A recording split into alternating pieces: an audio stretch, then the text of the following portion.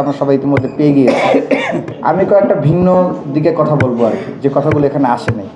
প্রথমত হচ্ছে, আপনারা জানেন গত কয়েকদিন যাবৎ বাংলাদেশে সার্বভৌমত্ব নিয়ে সবচেয়ে বেশি যে হুমকি আসতেছে ভারত থেকে, তারা কথায় কথায় বলছে তারা আমাদেরকে পারমাণবিক বোমা মেরে উড়িয়ে দিবে।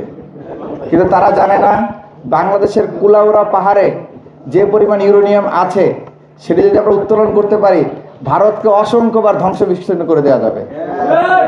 কিন্তু আমরা কোনো ধ্বংস চাই না, আমরা চাই আমাদের এমন একটা গার্ডসওয়ালা সরকার লাগবে যারা এই মৌলভীবাজারের কুলাউড়া পাহাড় থেকে ইউরেনিয়াম তুলতে সক্ষম হবে। প্রায় 45 থেকে 50 বছর হয়ে গিয়েছে এই ইউরেনিয়ামের সন্ধান পাওয়া গিয়েছে, কিন্তু এখন পর্যন্ত কোনো সরকার সেই ইউরেনিয়াম তোলার ব্যাপারে সাহস করতে পারেনি। আমরা আশা রাখবো যে সামনে যে বাংলাদেশে যে সরকার গঠন করবে তারা মেরুদণ্ডওয়ালা সরকার হবে এবং সেই ইউরেনিয়াম তারা তুলতে সক্ষম হবে। ভারত বরাবরই একটা কথা আছে যে প্রতিবেশী কখনো বন্ধু হয় না, কারণ প্রতিবেশী যদি বন্ধু হইতো তাইলে এত প্রতিবেশী থাকতো না, তাহলে এক পরিবার হয়ে যেত, সীমানা থাকতো না, আপনার কাঁটাতারের বেড়া থাকতো না, সীমানা দিয়ে আলাদা করে মানচিত্র চিহ্নিত করা লাগতো না। বন্ধু হলে তো সব মানচিত্র এক হয়ে যেত।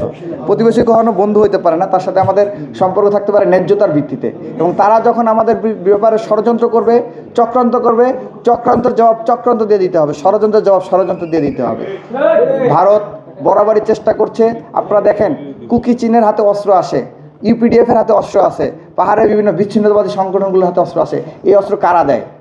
এই অস্ত্র ভারত থেকে বাংলাদেশে ঢুকে আমাদের পাহাড়কে বিচ্ছিন্ন করার জন্য।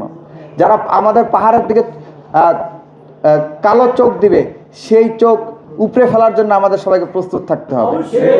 প্রিয় সংগ্রামী সহযোদ্ধা বন্ধুগণ, বাংলাদেশের সবথেকে অবহেলিত জনপদ হচ্ছে উত্তরবঙ্গের রংপুরের জনপদ। এর কারণটা হচ্ছে উত্তরবঙ্গ যে উন্নয়ন, সেই উন্নয়ন হলে ভারতের তাদের নিজেদের নিরাপত্তার স্বার্থে, চিকেন নেকের নিরাপত্তার সাথে হুমকি তৈরি হয়। সে কারণে তারা গত 15-16 বছর আমাদের উত্তরবঙ্গে কোনো উন্নয়ন হতে দেয় নাই। শুধুমাত্র আপনারা দেখেছেন যে চীন আমাদের তিস্তা বহুমুখী প্রকল্পটা বাস্তবায়ন করতে চেয়েছিল, কিন্তু ভারত এখানে ভেটো দেওয়ার কারণে আমাদের এই তিস্তা বহুমুখী প্রকল্প বাস্তবায়নের কার্যক্রম এখনো শুরু হয়নি।